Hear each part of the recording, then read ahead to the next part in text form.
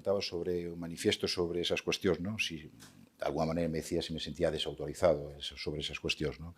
Eu respeto moitísimo eses manifiestos, respeto profundamente a libertad de expresión e comparto moitas das cousas que se dicen estes días tamén incluídos dentro dese propio manifesto, non?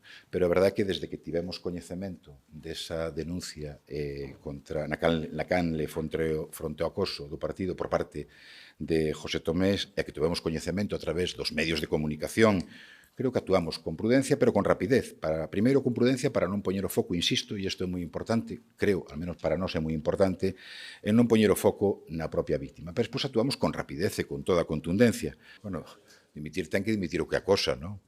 E, por tanto, nese sentido, eu, respetando todas as opinións, creo que, ademais, o digo, bueno, baixo a premisa de como actuou este partido, non? Actuou ca máxima celeridade, respetando en todo momento, insisto moito, a víctima, e o presunto acosador estaba fora do partido en menos de 24 horas, non? Creo que cumprimos os protocolos, ademais, de maneira absolutamente escrupulosa, explicamos con detalle o proceso seguido pola dirección a toda a militancia, no Grupo de Igualdade unha reunión o pasado mes de xoves, e o venres, previo, por certo, a esa roda de prensa que facía mención eu antes, pois efectivamente tamén se rendiu esas explicacións dentro da propia executiva dos socialistas.